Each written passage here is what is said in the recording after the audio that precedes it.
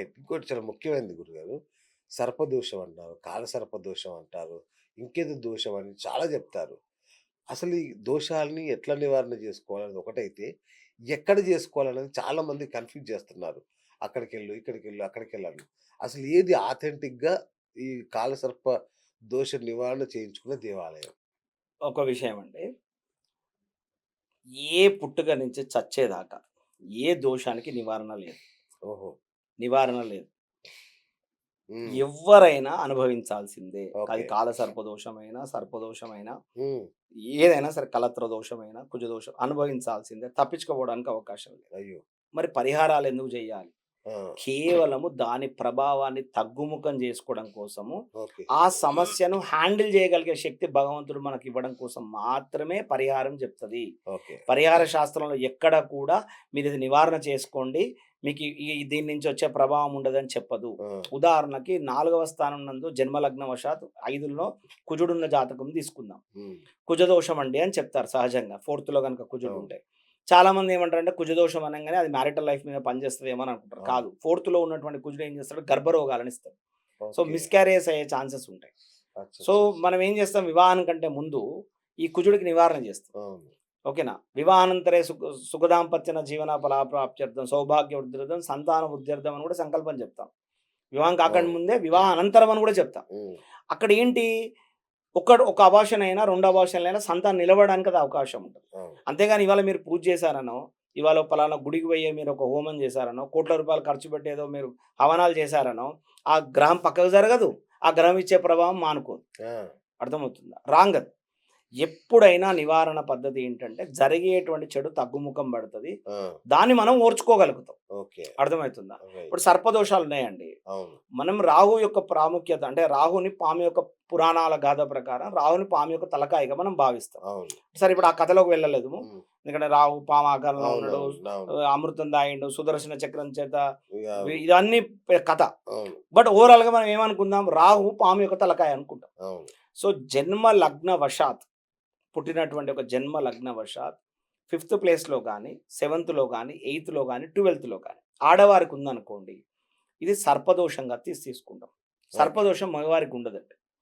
ఆహా! సర్పదోషం మగవారికి ఉండదు. ఓకే. కేవలం ఆడవారికే మాత్రమే ఉంటది. రైట్. అది సూపర్. కూడా కేవలము దాంపత్యం మీద, సంతానం మీద మాత్రం ప్రభావితం చేస్తది. మిగతా వాటి మీద ప్రభావం చేయదు. హుహు. మగవారికి ఉండేటువంటి యొక్క దాన్ని రాహు దోషం కిందనే తీసుకోవాలి. అది legal issues, financial status, mental ability మీదనే పడతది.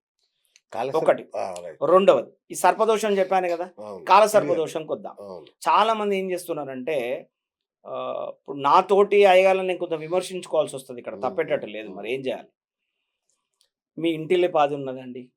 మీ వంశానికి ఉన్నదండి. మీ తరతరాల నుంచి వస్తుందండి సర్పదోషం. ఈ పిచ్చి పిచ్చిగా చెప్తున్నారండి ఆ! అబ్బా! నోటికొచ్చినట్టు. రెండోది మీ తాత పుట్ట పగలగొట్టిండు. పుట్టను తీసేసిండు. మీ ముత్తాత ఎవరో పాముని చంపిండు. కాబట్టి నీకు సర్పదోషం. పిచ్చా అండి అదేమన్నా నాకు అర్థమైతలేదు.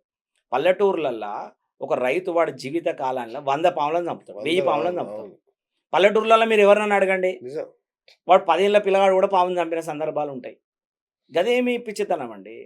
అలా ఏర్పడేటువంటి దాన్ని కాలసర్పదోషం అనబడదు. ఓకే. తాతల నుంచి వచ్చేది గాదు. ముత్తాతల నుంచి వచ్చేది గాదు. ఏది కాదు. అవును. యాక్చువల్‌గా దీని పేరు సప్తగ్రహ బంధన దోషము. ఓహో! ఇది లాల్ కితాబ్‌లో చాలా స్పష్టంగా రాయబడ్డది. హ్మ్. సప్తగ్రహ బంధన దోషము. 7 గ్రహాలు రాహుకేతుల మధ్యలో బంధించబడినట్లయితే దీన్ని సప్తగ్రహ బంధన దోషం అంటారు. వాడుక భాషలో దీన్ని కాలసర్ప దోషం అన్నారు. ఎందుకంటే కాలక్రమేణా కాలానుగుణంగా కాలాన్ని అనుసరిస్తూ వచ్చినటువంటిది. ఓకే. నువ్వు పుట్టినటువంటి ఆ పర్టిక్యులర్ ఆఫ్ టైమ్ మీద వచ్చినటువంటిది తప్పితే తాతల నుంచి వచ్చింది కాదు, ముత్తాతల నుంచి వచ్చింది కాదు, మీ ఇంటికి ఉండదు, మీ వంశంకి ఉండదు. ఆ! అదేం చెప్పడం అండి? అదే గదా! జ్వరం మీ ఇంటికున్నదని చెప్తారా ఎవడన్నా? ఆ! రోగం నీకున్నదని చెప్తారు గానీ, అవును. నీకు నీకు ఫీవర్ ఉందని అని చెప్తారా? మీ అవును. ఇంటికి ఫీవర్ ఉన్నది. మీ ఇంటికి మీ వంశపారంపర్యం ఇదేందండి? పిచ్చితనం కాకపోతే. ఓకే. అది ఓకే. చెప్పేటోళ్ళు అలా చెప్తున్నారు. ఈ వినేటోళ్ళు కూడా కొంతమంది అంటే ప్రాబ్లమ్స్‌లో ఉన్న వాళ్ళ పరిస్థితి ఏంటో తెలుసా అండి? కరెక్ట్. కరెక్ట్. గడ్డి ఏ పోచ పుట్టలే దొరికినా ఏ పుట్టలో ఏ పామున్నదో, ఏ నిజం. నిజం. పుట్టలో ఏ పామున్నదో అనేది కూడా పాపం అంతే వాళ్ళని గదా! కూడా మనం తప్పు అవును. పట్టేది ఏం లేదు అవును. గానీ, అవును. బట్ బట్ వాస్తవంగా అయితే సర్పదోషం వేరు, కాల సర్పదోషం వేరు. ఓకే. ఏది కూడా నివారణ జరగదు. ఓకే. కేవలం దాని యొక్క ప్రభావం తగ్గుముఖం పడతది. ఏ స్థానం మీద ప్రభావితమైందో మీ వ్యక్తిగతమైన జ్యోతిష్యులను సంప్రదించి తగినటువంటి ఒక నివారణ పద్ధతి మీరు చేసుకోండి. ఇబ్బంది ఏం లేదు. రైట్. ఓన్లీ కాలసర్ప దోషం గురించి మాట్లాడుతున్నాను. రైట్. అంటే దాని గురించి ఎందుకు మాట్లాడుతున్నానంటే, నేను ఈ పర్టిక్యులర్ ఆఫ్ సబ్జెక్ట్‌లో పీహెచ్‌డీ చేయడం, నేను యెస్. ఇలా కొంత రిసర్చ్ చేశాను కాబట్టి చెప్తున్నా. రైట్. 2002లో అండి, నేను మా పెద్దనాన్నగారు తర్వాత ఒక 5, 6గురం అందరం కలిసి ఇండియాలో ఉన్న అన్ని రావుకేతు టెంపుల్స్ తిరిగి వచ్చామండి. ఆ! అన్ని. ఇప్పుడు ఓహ్! మన వాడుకలో ఇప్పుడు ఎవరెవరైతే అంటున్నారో, ఆ! ఆ! ఇప్పుడు మాట్లాడుతున్నారు కుక్కే గురించి. మేము అప్పుడు 2002లోనే వెళ్ళాం. ఎవ్వరు లేరు అసలు. గుళ్ళ పోతే అసలు ఏమీ లేదు.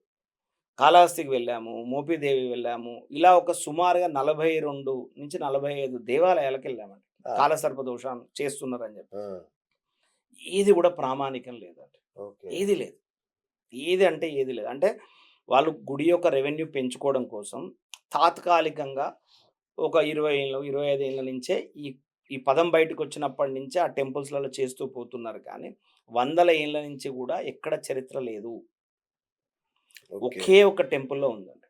త్రయంబకేశ్వరంలో. ఓహోహో! కాశీ యొక్క రాజు కూడా నివారణ చేసుకున్న సందర్భాలు కూడా ఉన్నాయి అక్కడ. వాళ్ళ రైట్. నోట్స్ ఉంది. ఆ! 150 సంవత్సరాల కింద కాలసర్ప దోష నివారణ చేయించుకున్న వాళ్ళ రికార్డ్స్ కూడా వాళ్ళ దగ్గర ఇప్పటికి ఉన్నాయి. అబ్బా! ఈ కారణం ఏంటంటే, కాలం అంటే ఏంటండి? జరిగింది, జరుగుతున్నది, జరగబోయేది. ఈ అవును. మూడిటిని కలిపితే కాలం కదా! ఈ మూడిటికి అధిపతులు బ్రహ్మ, విష్ణు, మహేశ్వరులు. ఓకే. ఈ ముగ్గురు కలిసి ఒకే ప్రాణమట్టం మీద ఉన్నటువంటి స్థలం త్రయంబకేశ్వరం. ఓహో! సో, ఎవరికైనా కాలసర్ప దోషం ఉందని ఏ జ్యోతిష్యుడైతే చెప్తాడో, మీరు త్రయంబకేశ్వరంకి వెళ్ళండి. ఓకే. ప్రామాణికంగా నేను కూడా ఆధారితంగా నేను చెప్తున్నాను. ఓకే. కొన్ని వందల, వేల హారోస్కోప్స్ రీడ్ చేసిన ఆస్ట్రాలజర్‌గా నేను కూడా సజెస్ట్ చేస్తాను. రైట్. నేను కూడా కాలసర్ప దోష నివారణ చేయించి కూడా వీలైతే మీరు అక్కడికి వెళ్ళిరండి అని కూడా చెప్తాను. అర్థమవుతుందా? అదొక్కటే ప్రామాణికం అండి. రైట్. మిగతా అన్ని గుడి యొక్క రెవెన్యూ పెంచుకోవడం కోసం మాత్రమే చెప్తున్నారు. రెండోది సర్పదోషం అన్నారా? వెళ్ళండి పర్వాలేదు. నష్టమేం లేదు. ఇప్పుడు ఒక పూజ చేసుకోవడం వల్ల నష్టమేం లేదు. మీరు కాళహస్తికి వెళ్ళండి హ్మ్. పర్వాలేదు. హ్మ్. మోపిదేవికి వెళ్ళండి పర్వాలేదు. కుక్కే వెళ్ళండి పర్వాలేదు. ఒక దేవాలయ దర్శనం చేసుకోవడం వల్ల అయితే తప్పేం కాదు కదా! అంతే నష్టమైతే కదా! కాదు. అవును. కానీ ఇది పొయ్యొచ్చాం కాబట్టి మాకు అంత మంచి అయిపోతుందనే భ్రమలో ఉండకండి. ఓకే. ఓకే. దోషము చచ్చేదాకా ఉంటుంది. నివారణ అవ్వబడదు. హ్మ్. పోదు. తట్టుకునే శక్తి లేదా దాన్ని హ్యాండిల్ చేయగలిగేటువంటి పరిస్థితి మనకు భగవంతుడు ఇయ్యాలని కోరుకోండి. రైట్. రైట్. సూపర్. చివరగా గురుగారు, మీరు జపాలు చేస్తుంటారు. అంటే సమస్యల పరిష్కారం కోసం గాని, ఎవరికైనా ఇబ్బంది ఉన్నా గాని జపం చేస్తుంటారు. ఆ జపం ఎలా చేస్తారు? ఎందుకు చేస్తారు? ఎప్పుడు చేస్తారు? ఇప్పుడు చాలా మంది ప్రేక్షకులు అడుగుతున్నారు. ఇప్పుడు ఆ! ఒక్కొక్కరు వారి వారి విధానాలుంటాయి. అవును. అంటే ఆ జ్యోతిష్యుడు తన గురువుగారి దగ్గర నేర్చుకునే విధానం, వారు రైట్. నేర్చుకున్న పరిహార శాస్త్రం, వారి కింద ఒక టీమ్ ఉంటది. ఏ జ్యోతిష్యుడికైనా, ఏ ఆస్ట్రాలజర్‌కైనా ఒక టీమ్ ఉంటది. అవును. ఇప్పుడు నాకు హైదరాబాద్‌లో ఒక టీమ్ ఉంది. వరంగల్‌లో ఒక టీమ్ ఉంది. అవును. వాళ్ళు చేయడం వల్లనే నేను ఇక్కడి దాకొచ్చాను. ఓకే. నేను నిర్మమాటంగా ఈ సంతోషం. వేదిక ఆ! ద్వారా నేను చెప్పదలుచుకుంది ఏందంటే, నాకు గత 27 సంవత్సరాల నుంచి నా దగ్గర జపాలు చేస్తున్నటువంటి బ్రాహ్మణులు ఎవరైతే ఉన్నారో, వారు నిజాయితీగా జపాలు చేయడం వల్లనే హ్మ్. నేను ఈరోజు ఎదిగాను. ఈ పొజిషన్‌కొచ్చాను. నా నా సక్సెస్‌లో ఖచ్చితంగా చెప్తున్నా ఒక 70% నా టీమే. హ్మ్. 30% నేను. యాహ్! ఎందుకంటే నేను మందులు రాసిచ్చానండి. మందులు వాడిచ్చి దగ్గరుండి చేయిస్తే వాళ్ళు అయితేనే కదా అంతే ఆ కదా! రోగికి నయం మరి అవుతది. అవును. అవును. సో, నేను చెప్తున్నాను నా వరకు గూడా నాకున్న టీమ్ వల్లనే, అదృష్టం వల్లనే నేను ఇక్కడి దాకా అయితే రాగలిగాను. ఓకే. ఒకటి. ఎలా చేస్తారు అనే దానికి నేను ప్రశ్న చేస్తాను. రైట్. ఇప్పుడు నేనొకటి నమ్ముతాను కదండీ! ఇప్పుడు మా గురువుగారి దగ్గర నుంచి నేనొకటి నేర్చుకున్నాను. నేనొకటి ఆచరించి చూశాను అవును. ప్రాక్టికల్‌గా. సో, నేను చెక్ చేసి చూసుకున్నాక నాకు రిజల్ట్స్ వచ్చిందన్నప్పుడు ఈ మందు పనిచేస్తుందని నేను అనుకుంటాను కదా! అంతే కదా! కొందరు మూలమంత్రంతో చేస్తారు. కొంతమంది బీజాక్షరాలతో చేస్తారు.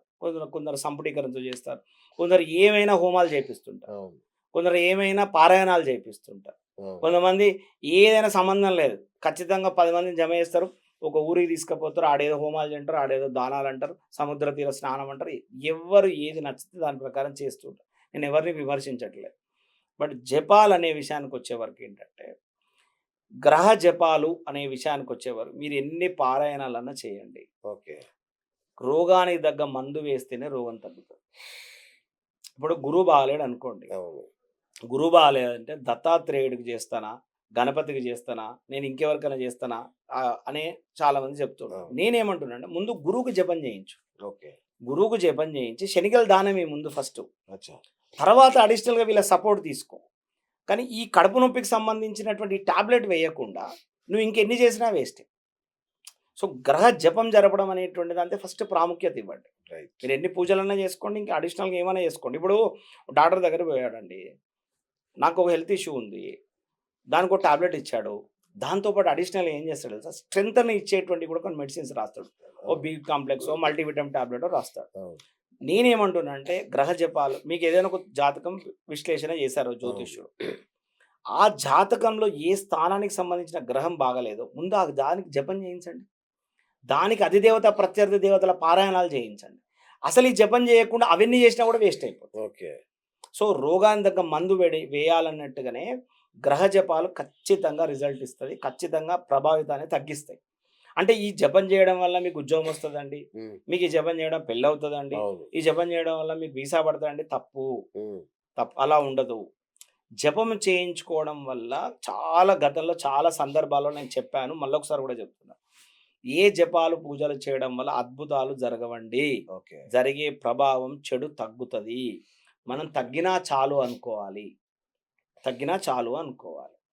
ఒక ఏలినాటి శని ఉన్న వాళ్ళకి మేము చెప్తామండి. హ్మ్. ఏలినాటి శని. హ్మ్. నేనేమంటానంటే ఆ పర్టిక్యులర్ పీరియడ్ అయిపోయినంక ఇది ఏమున్నదండి అని అడుగుతాడు.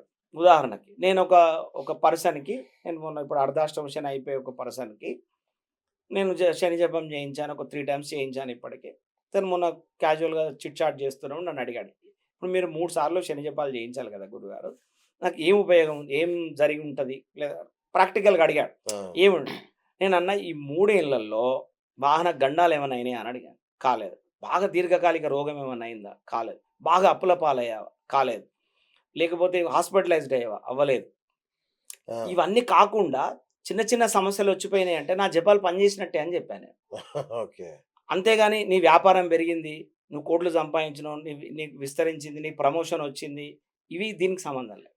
ఓకే. ఓకే. మళ్ళొక్కసారి ఈ వేదికగా ఈ జ్యోతిష్యం మీద కొంత నమ్మకం ఉండి ఆచరించాలనుకునే వారికి నేను చెప్పేదేంటంటే, దయచేసి ఈ పూజలు చేస్తే అద్భుతాలు జరిగిపోతాయని నమ్మకండి.